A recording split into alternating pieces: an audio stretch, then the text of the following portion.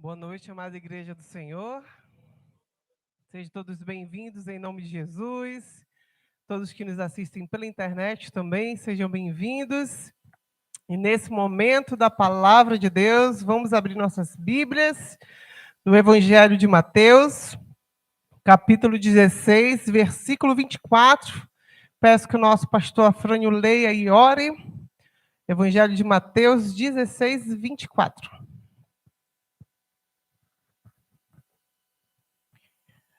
Mas Jesus, voltando-se, disse a Pedro: Arreda, Satanás, tu és para mim pedra de tropeço, porque não cogitas das coisas de Deus, e sim das dos homens. Te bendizemos, Deus vivo e eterno, pelo maravilhoso dever que nos imputistes e nos colocaste para que aqui nos reuníssemos, e aqui já estamos reunidos, congregados. Oramos os 5 minutos, tivemos uma linda e tremenda ministração, lindos e tremendos louvores, Pai Santo. E agora, capacita-nos para que recebamos e recepcionemos essa palavra como vinda do teu trono. Sê com tua serva, a ministra Edgleuma, para que ela seja boca de Deus nesta noite e que estejamos atentos para mais uma palavra em nome de Jesus. Amém. Pastor, peço que o senhor repita, que eu acho que o senhor leu outro versículo, o 23. É o 24, 16, 24. Perdão, você tem razão. Eu li o 23. É, o Amém. 23, isso Mateus mesmo. 16, 24. Perdão, igreja, o erro foi meu mesmo. 16, 24.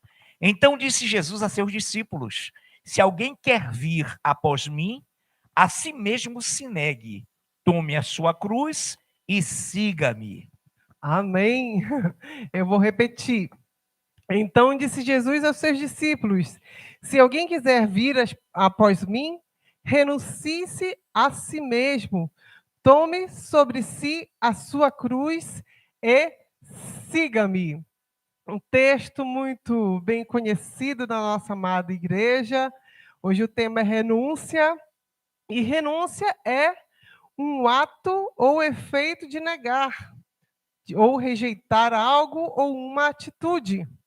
É uma ação de se abdicar, é esquecer os seus próprios interesses, é deixar para trás.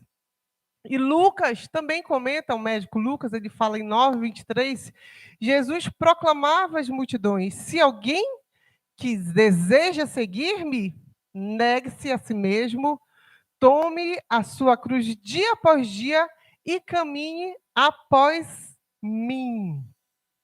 Eu já volto para o texto em si.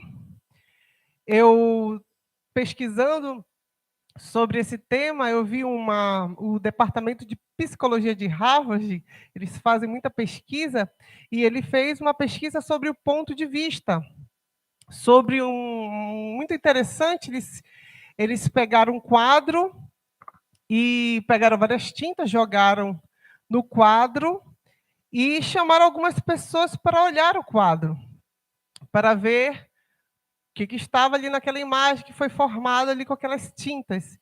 E eles chamaram individualmente cada uma, e cada uma via algo diferente.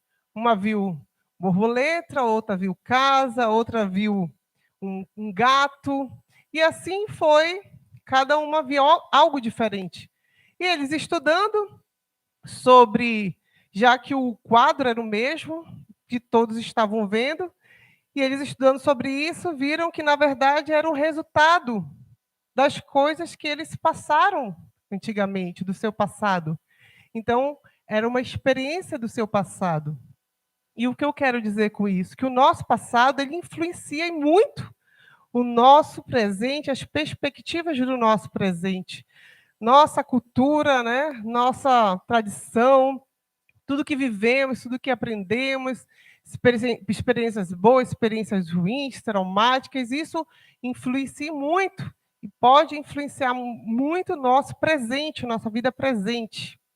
E outro estudo que eu vi, isso é estudo, pesquisa, nada concreto, né? Eu estou já colocando dessa forma, que é uma pesquisa de médicos e psicólogos dedicada ao estudo de psicossomática, né? O estudo de doenças da mente. Um pai ausente pode causar feridas emocionais que persistem por toda a vida.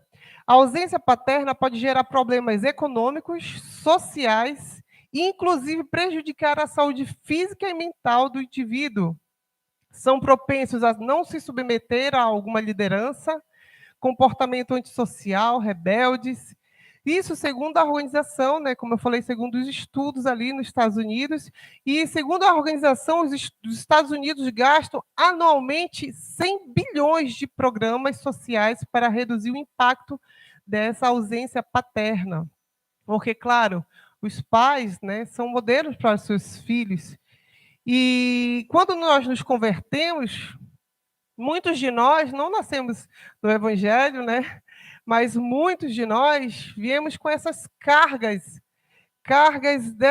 de problemas, de ansiedade, cultura familiar, como eu falei, esse aprendizado dessas experiências traumáticas que viemos e trazemos para quando nos convertemos.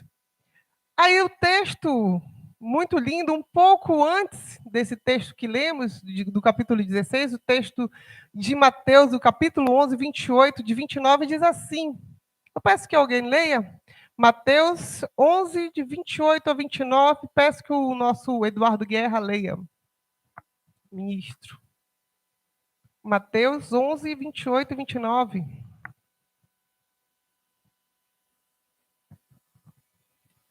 Vinde a mim, todos os que estáis cansados e sobrecarregados, e eu vos aliviarei.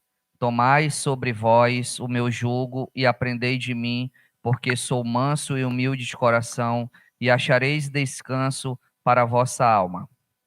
Isso. Vinde a mim, ele faz esse outro convite maravilhoso. Vinde a mim, todos os que estáis cansados de carregar suas cargas pesadas, e vos darei descanso. Tomai sobre vós o meu jugo, e aprendei de mim, que sou manso e humilde de coração, e acharei descanso para as vossas almas. Então, quando o Senhor Jesus nos chama, nos faz esse convite desse porte maravilhoso, esse convite tremendo que todos nós recebemos, ele diz para nós entregarmos essas cargas que nós trouxemos, né, que veio conosco. Ele fala para nós entregarmos e com o seu aprendizado nós vamos ter um descanso para as nossas almas oprimidas, sofridas, machucadas, feridas e perdidas. A confusão dessa vida aí, como eu comentei aqui algumas coisas, alguns exemplos, e Deus, o Senhor, Jesus, vem com esse convite maravilhoso. Vinde a mim, venham, descanse em mim. Vinde a mim, entregue essa carga, essas cargas, e eu vos darei descanso. Descanso que Ele dá é uma paz que excede todo o entendimento. Ele nos dá a superação desses traumas, essas feridas emocionais profundas, como eu dei exemplo da ausência do pai. Ele suprirá a carência das nossas vidas e nos ajudará a superar todos e qualquer tipo de trauma passado que está em nossos corações e em nossa mente. E ainda mais, ele nos dá a bênção da tranquilidade nos momentos difíceis, depois que nos convertemos. Deus é maravilhoso. E ele diz também nesse texto: tomai sobre vós o meu jugo, o meu aprendizado, e aprendei de mim, que sou manso e humilde de coração, e acharei descanso para a vossa alma. Então, é um aprendizado no Senhor. Ele nos dá descanso, mas ele fala que nós temos que aprender os seus ensinamentos. Ou seja, a palavra de Deus, na prática, ela nos dá esse equilíbrio, ela nos dá, como a gente cantou aqui o louvor, uma harmonia tremenda em nossas vidas. A prática da palavra de Deus, ela nos dá sabedoria, ela nos dá uma qualidade de vida maravilhosa, não só nessa terra, mas muito mais além, né, do porvir, mas ainda como nós tivemos esses estudos aí do Maranata, do sábado, vocês tiveram a dimensão do porvir que Deus nos dará. Porque o Senhor, ele quer nos fazer discípulos. Ele quer nos fazer discípulos que compreendam e assimilam a palavra de Deus, para que quando a gente venhamos praticar os seus ensinamentos, porque ele quer nos gerar não só uma vida, uma qualidade de vida aqui nessa terra, mas, como eu falei, para a vida eterna também, nos dando uma vida, eu acredito, tremenda, assim, aqui nessa terra, uma vida tranquila, uma vida estável, uma vida de paz, de equilíbrio, como eu falei, uma harmonia tremenda em nossas vidas, para os nossos familiares, para os nossos irmãos em Cristo. E ele vem com esse outro convite que nós lemos, que é um convite já um pouco mais puxado, né? Vamos dizer, em Mateus 16, 24. Então disse Jesus aos seus discípulos: se alguém quiser vir após mim, renuncie-se a si mesmo, tome a sua cruz e siga-me. O médico Lucas diz: negue-se a si mesmo, tome a sua cruz dia após dia e caminhe após mim. É um convite também. Não é nada imposto nem obrigatório, é de livre arbítrio, de livre e espontânea vontade. Ele convida você, se você quiser vir, renuncie-se a si mesmo. E com os meus ensinamentos, você vai continuar seguindo após mim, diz o texto. E tem um textozinho que eu achei interessante colocar, é bem no finalzinho de Gênesis. Eu peço que o ministro Anderson está ali do lado do bebê. Eu peço que o nosso Marcos Macambira leia Gênesis 4, 7, a parte C. Deixa eu abrir aqui, Gênesis 4, 7. É bem no finalzinho.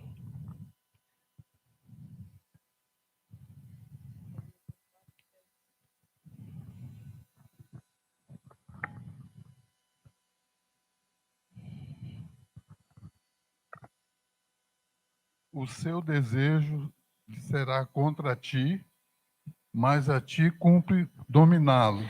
Isso mesmo, o seu desejo será contra ti, mas a ti cumpre dominá-lo. Por isso, como é importante o culto de doutrina. Cada culto é importante, mas o culto de doutrina ele traz ensinamentos para nós aprendermos o que? Sobre a autonegação, sobre renunciar-se, sobre negar-se. E ele quer nos ensinar mais esta noite também sobre essa renúncia, como eu falei. O seu desejo será contra ti, mas a ti cumpre dominá-lo. Como é que eu faço isso? Aprendendo a palavra de Deus, os seus ensinamentos. Então, para seguir a Cristo, devemos não somente abandonar alguns pecados específicos, também temos que renunciar a nossos desejos egoístas que se encontram na raiz de todo esse pecado.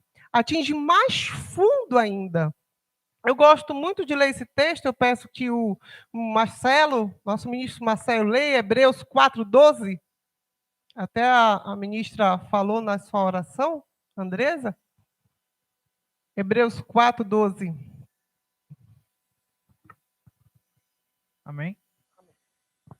Porque a palavra de Deus é viva e eficaz, e mais cortante do que qualquer espada de 2 gumes, e penetra até o ponto de dividir alma e espírito, juntas e medulas, e é apta para discernir os pensamentos e propósitos do coração.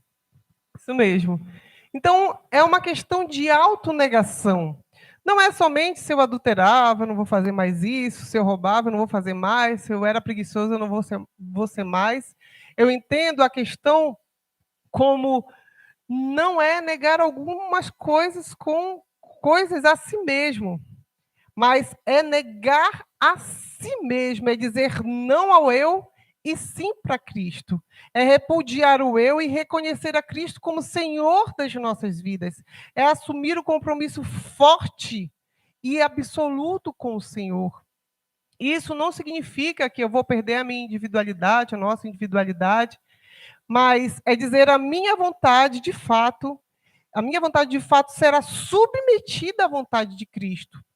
Porque ele nos chama para que façamos dele o Senhor das nossas vidas. E como nós lemos o texto, ele vai no mais profundo da alma.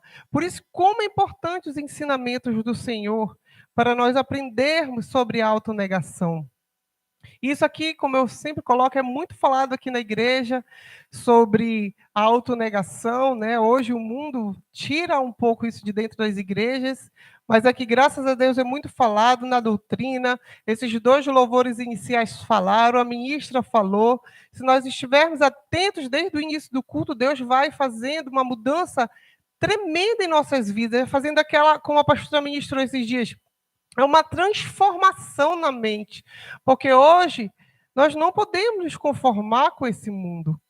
Nós temos que fazer essa renovação todos os dias. Como ele falou, é dia após dia nós temos que fazer essa renovação na nossa mente, para nós não nos conformarmos com esse mundo. Porque o mundo, esse sistema, ele não está de acordo com os padrões, como nós sabemos, e o modo do Senhor pensar. Esse sistema, ele pressiona principalmente os jovens, né, os jovens casais, o tempo todo, para que eles venham se moldar a esse comportamento, a essa personalidade que eles colocam hoje em dia, mais ainda pelo Instagram, né? Eu me lembro, até comentei com a pastora, eu me lembro quando eu estava na Brooksfield trabalhando, tinha uma amiga lá que ela se converteu, ela foi para uma certa igreja, eu não vou falar o nome dela, ela foi para uma certa igreja, também não vou falar o nome da igreja, e chegando lá, é uma igreja evangélica, tudo lindo, né? Louvores maravilhosos, a palavra, ela falou que era tremenda, ela sentiu ali a presença de Deus, e ali se converteu, e passou um tempo ali. Depois, o ministro de louvor, também que era líder do louvor, se engraçou por ela. Ela é muito bonita. E ele quis namorá-la.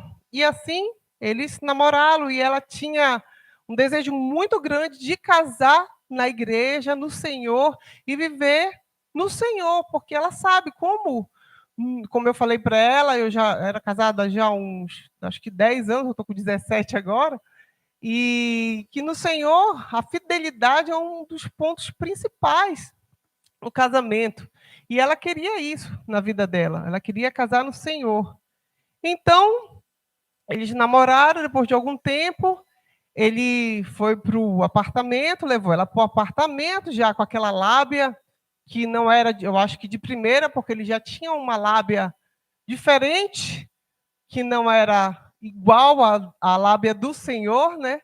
E ali eles coabitaram, tiveram relações sexuais, e aproximadamente um mês do ocorrido ele a abandonou, e ainda mais falou mal dela para algumas pessoas, e continuou, isso segundo ela me contou, e ainda continuou no púlpito cantando, sendo o líder do ministério, ministrando e tudo mais.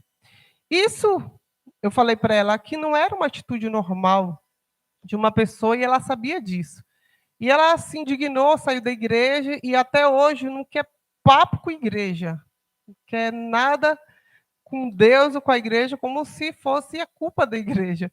Não, eu expliquei para ela tudo mais, mas ela estava realmente indignada, eu entendo. Isso não é normal dentro da igreja, não é atitude normal de uma igreja. Do Neymar, sim, é uma atitude normal. Mas, né, vocês viram o escândalo aí, né? Mas, na igreja, isso não é normal.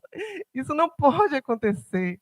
Porque a Bíblia fala, se alguém quiser vir após mim, renuncie-se a si mesmo. Tome a sua cruz e siga-me. É uma autonegação. Temos que estar dispostos a renunciar a algumas coisas que dominam a nossa vida, que são contrários à vontade de Deus. Não é o fato de Jesus nos ensinar e mantermos do mesmo jeito que somos, como nós vimos, ou agregar algumas coisas espirituais, como nós vimos nesse suposto ministro e líder de louvor dessa suposta igreja. Não.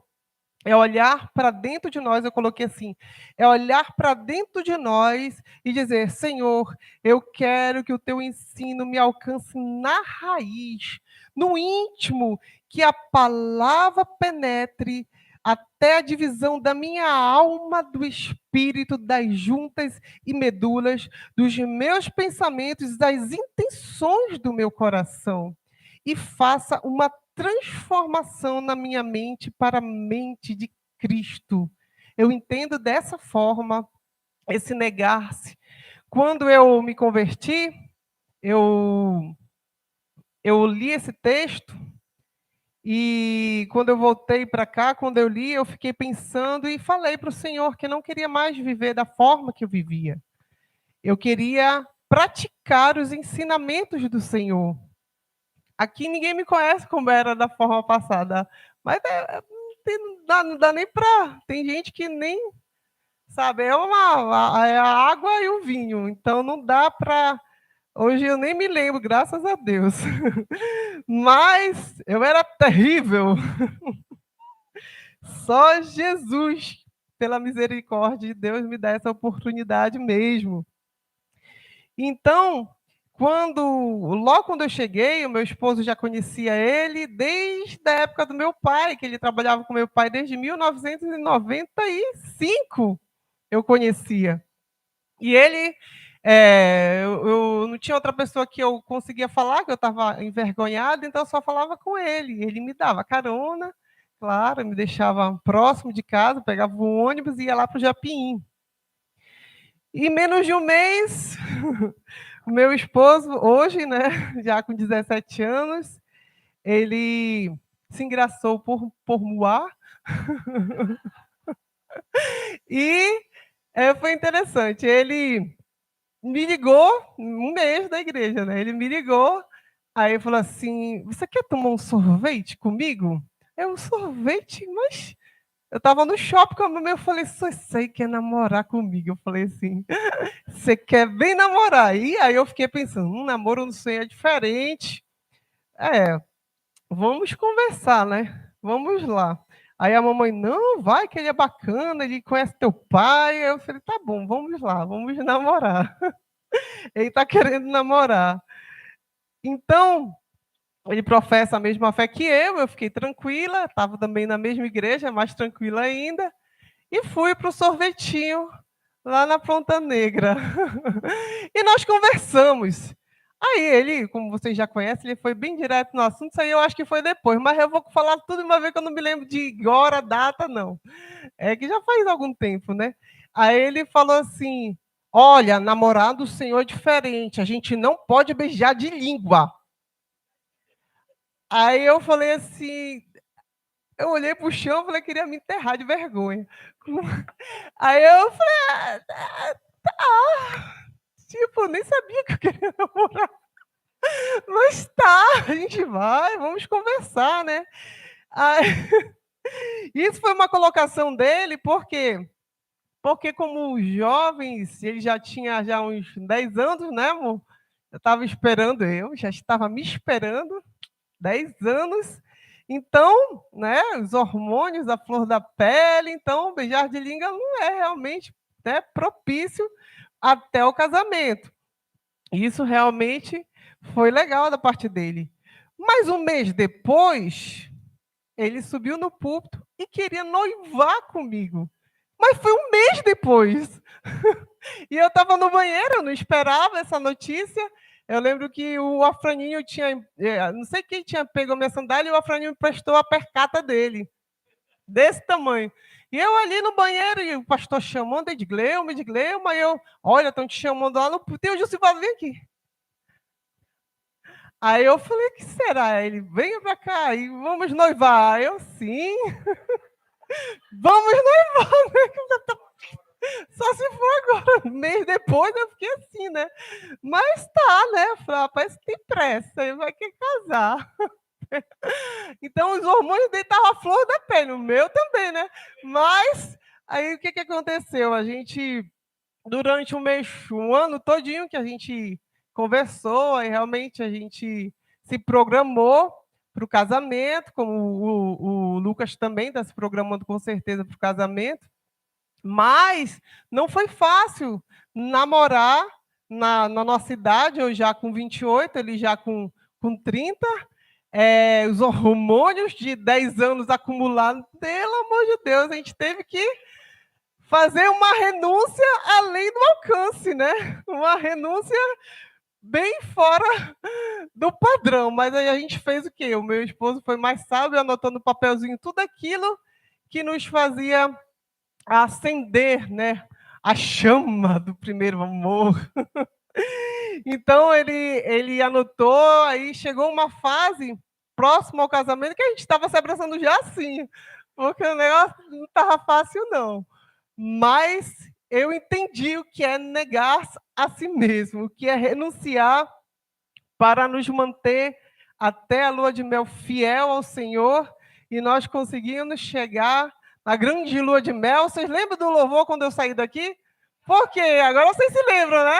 Agora vocês entenderam por que eu fiz esse louvor. Porque, meu irmão, não foi, a gente não podia mais nem se só aqui no rosto daqui a pouco, porque foi difícil, mas conseguimos no Senhor nos manter com a consciência limpa, tranquila, sabendo que o Senhor abençoaria nossas vidas.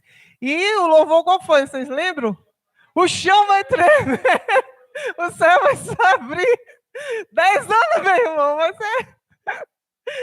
Pois então, e eu digo aos jovens de hoje, mantenham-se fiéis, seus pretendentes aí a namoro, continue fiéis no Senhor, mantenham-se fiéis, Levi, fica tranquilo que está chegando a tua futura.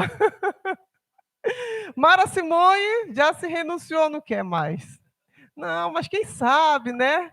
Não, ela não quer mais, ela já se renunciou, realmente renuncia, ela entende esse texto. Mas renunciar realmente não é fácil a sua carne, as suas emoções, né? Principalmente quando está namorando, casais de namorado, continue fiéis no Senhor. Jovens, esperem no Senhor que a sua esposa, a sua futura esposa virá. Não seja, eu li um texto de Esaú que eu achei tremendo no sentido, né, que ele já era meio rebelde, né? Depois, ele já era cabra rebelde, né? Depois de tudo aquilo, ainda foi arranjar a mulher fora do arraial, e a Bíblia fala que os seus pais se amargaram muito por causa disso.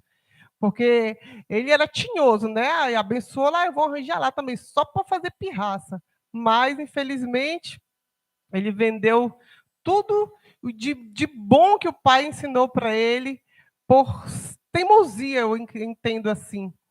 Não seja como ele, mas espere no Senhor, continue fiel, que Deus vai te honrar com uma namorada, no seu namoro, continue fiel, no seu noivado, continue fiel, até aquele dia tremendo do casamento.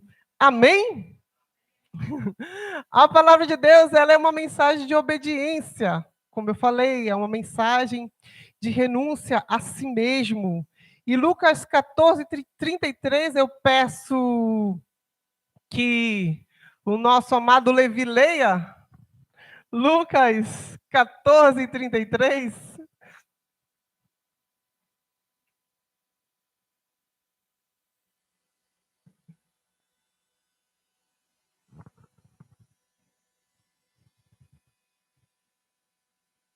Amém? Assim, pois, todo aquele que dentre vós não renuncia a tudo quanto tem, não pode ser meu discípulo. 14, 33? Isso. Peraí, deixa eu ver aqui.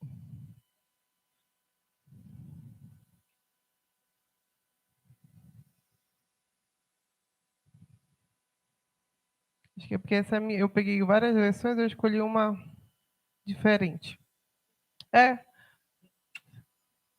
Isso mesmo. Eu coloquei essa aqui: renunciai à vida passada, despojai-vos do homem velho, corrompido pelas concupiscências enganadoras. Eu acho que eu coloquei um outro texto aqui, mas esse texto, se não me engano, está em Tito. Mas renunciai à vida passada, despojai-vos do homem velho, corrompido pelos desejos enganadoras, né? Enganadoras. José ele entendeu isso lá no Egito. Vocês se lembram que ele deixou aquela vontade ali carnal, deixou aquela capa e foi embora longe da mulher de Potifar para não adulterar com ela. Então, José, naquela época, né, entendeu isso. E então, eu e meu esposo casamos, né? Agora eu vou voltar para a minha história. Eu e meu esposo casamos, fui morar junto, né? Fomos morar junto. E nós tivemos que abrir agora a mão em outro tipo de renúncia, que é abrir mão de quê? De valores que nós aprendemos com nossos familiares, né, originais, para construir novos valores. Porque somos pessoas diferentes e vamos juntar uma mente em uma mente só. Então, no casamento, cada escolha é uma renúncia, né? Vocês podem contar muitas histórias, mas nós sabemos que no casamento a renúncia é maior. No casamento, você pode escolher pedir perdão ou manter o seu orgulho. Fazer programas que você não gosta para agradar a sua esposa ou seu esposo, ou recusar a fazê-las. São renúncias e escolhas que fazem parte da rotina de uma vida de casado. Eu coloquei aqui, como casais, precisamos compreender que a perda de hoje pode ser o prêmio de amanhã.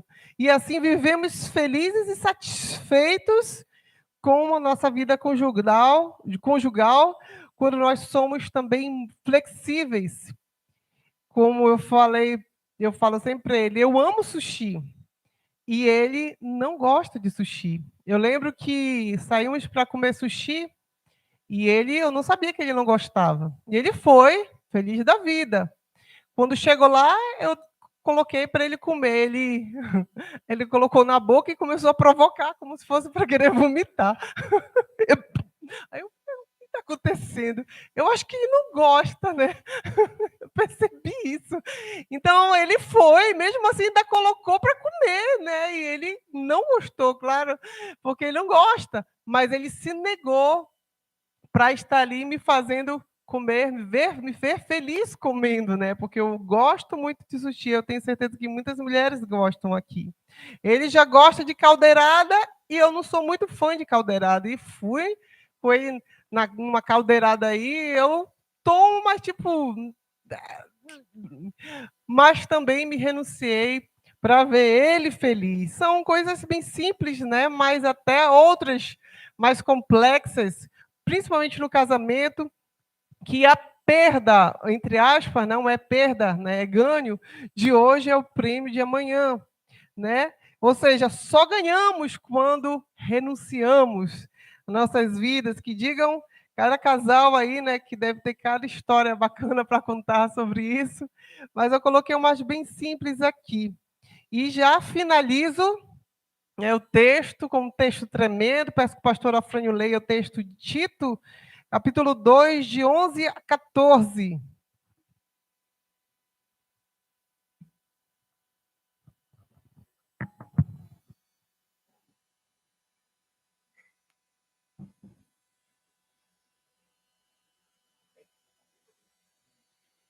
Capítulo 2, de 11 a 14.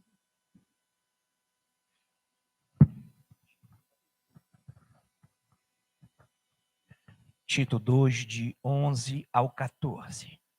Porquanto a graça de Deus se manifestou salvadora a todos os homens, educando-nos para que, renegadas a impiedade e as paixões mundanas, vivamos no presente século sensata, justa e piedosamente, aguardando a bendita esperança e a manifestação da glória do nosso grande Deus e Salvador, Jesus Cristo, o qual a si mesmo se deu por nós, a fim de remir-nos de toda iniquidade e purificar para si mesmo um povo exclusivamente seu, zeloso de boas obras. Glória a Deus. Então, vou repetir, porque a graça de Deus se há manifestado, trazendo salvação a todos os homens, ensinando, como eu falei desde o início, ensinando que renunciando à impiedade e às paixões,